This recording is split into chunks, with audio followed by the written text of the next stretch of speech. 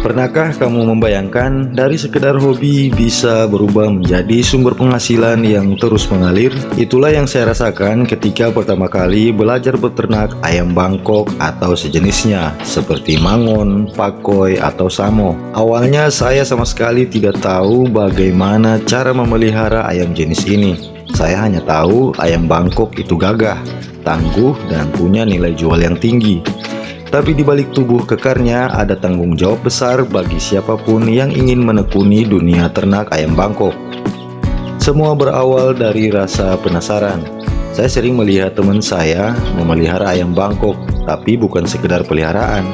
Ayam-ayam itu menjadi aset yang sangat berharga. Setiap kali ayamnya menang di gelanggang atau punya keturunan yang bagus, harga jualnya bisa mencapai jutaan rupiah. Nah, dari situ saya berpikir, kenapa tidak saya coba pelihara juga? Bukan untuk adu ayam, tapi untuk belajar budidayanya, mulai dari perawatan, pembesaran, hingga menghasilkan bibit unggul. Awalnya memang iseng, tapi iseng itu berubah menjadi semangat.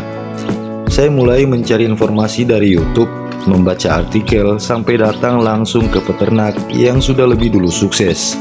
Dan ternyata ilmu tentang ayam Bangkok itu sangat luas sekali, mulai dari genetik, pakan, kandang, kesehatan, sampai manajemen pembibitan. Lalu saya memutuskan untuk mulai dari anakan atau DOC ayam Bangkok. Kenapa dari anakan? Karena dari situ saya bisa belajar memahami proses tumbuh kembang ayam dari awal. Waktu itu saya beli 10 ekor DOC umur 1 minggu. Harganya memang lebih murah, tapi risikonya tinggi. Hari pertama mereka datang, saya sudah siapkan kandang box sederhana dari kayu bekas, dilapisi kawat ram, dan diberi lampu pijar sebagai penghangat. Saya belajar menjaga suhu tetap stabil, tidak boleh terlalu panas, tapi juga tidak boleh dingin. Air minum harus selalu bersih, pakan diberikan secara teratur, dan yang paling penting perhatian penuh setiap hari. 3 minggu pertama adalah masa paling menegangkan. Beberapa kali ayam saya terlihat lesu, bahkan ada yang tidak mau makan.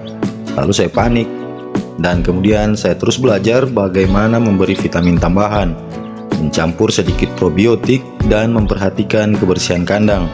Perlahan saya mulai memahami bahwa kesabaran adalah kunci dalam beternak ayam Bangkok. Selanjutnya masa pembesaran.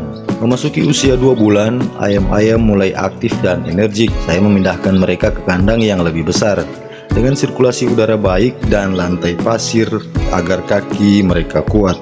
Saya belajar membuat pakan sendiri dari campuran jagung giling, dedak, sedikit konsentrat, dan sayuran hijau seperti daun pepaya dan buah pepaya. Ternyata pakan alami membuat bulu ayam lebih mengkilap dan tubuhnya lebih padat. Di masa ini, saya juga mulai bisa membedakan ayam jantan dan betina, serta mengenali karakter masing-masing. Ada yang agresif, ada yang jinak. Dan dari situ saya mulai mencatat ayam mana yang cepat tumbuh, mana yang punya bentuk tubuh bagus, mana yang memiliki tulang kuat dan paruh tebal. Semua itu menjadi pelajaran penting untuk proses seleksi nanti. Namun perjalanan ini tidak terlalu mulus, tidak selalu berjalan mulus. Saya pernah kehilangan beberapa ekor ayam karena cuaca ekstrim. Hujan deras dan suhu dingin membuat ayam terserang pilek dan ngorok, sampai sempat saya putus asa. Tapi justru dari kegagalan itu, saya belajar banyak. Saya pelajari cara membuat obat herbal dari jahe, kunyit, dan bawang putih untuk menjaga daya tahan tubuh ayam. Saya juga perbaiki sistem kandang agar tidak lembab dan air hujan tidak masuk. Dari situ saya sadar, beternak bukan hanya soal memberi makan, tapi tentang memahami kebutuhan hewan yang kita rawat. Mereka juga makhluk hidup yang perlu kenyamanan dan perhatian. Setelah ayam jantan tumbuh gagah dan betina sudah mulai matang, tibalah saatnya saya belajar tentang perkawinan dan pembibitan.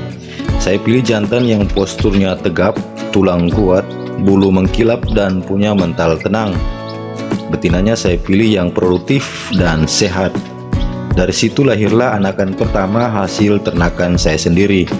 Rasanya luar biasa melihat DOC kecil keluar dari telur hasil usaha sendiri, seperti punya anak baru yang harus dirawat dengan penuh cinta.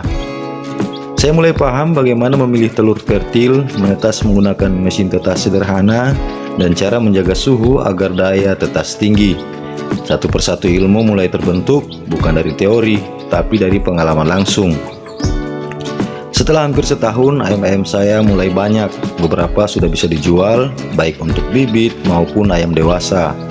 Saya coba tawarkan lewat grup Facebook, marketplace lokal, dan komunitas pencinta ayam Bangkok. Ternyata banyak yang berminat. Harga seekor ayam jantan hasil ternak saya bisa mencapai 1 juta hingga 2 juta rupiah, tergantung kualitas. Dari situ, usaha kecil ini mulai menghasilkan. Tidak besar, tapi cukup untuk menambah penghasilan keluarga. Yang lebih penting, saya merasa puas karena berhasil memelihara ayam dari nol hingga menghasilkan. Kemudian saya tidak berhenti sampai di situ saja. Setiap bulan saya sisihkan sebagian hasil penjualan untuk memperluas kandang dan memperbanyak indukan. Saya terus belajar memperbaiki genetik ayam, mencoba pakan fermentasi, dan menjaga kebersihan lingkungan. Dan kini kandang saya sudah punya puluhan ekor ayam Bangkok dari berbagai usia. Setiap pagi suara mereka jadi penyemangat hari. Saya sadar ini bukan sekedar hobi lagi, ini sudah menjadi bagian dari hidup saya. Nah, dari perjalanan panjang ini saya belajar satu hal penting. Tidak ada kesuksesan yang instan. Beternak ayam Bangkok mengajarkan kesabaran, ketelatenan, dan rasa tanggung jawab. Kalau kamu ingin mencoba, jangan takut gagal. Mulailah dari kecil, dari anakan, dari kandang sederhana. Yang penting konsisten dan mau belajar. Siapa tahu dari kandang belakang rumahmu lahir ayam-ayam juara yang bisa mengubah hidup kamu.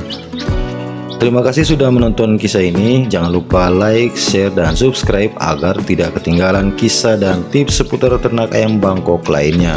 Sampai jumpa di video berikutnya dan tetap semangat menjadi peternak sukses.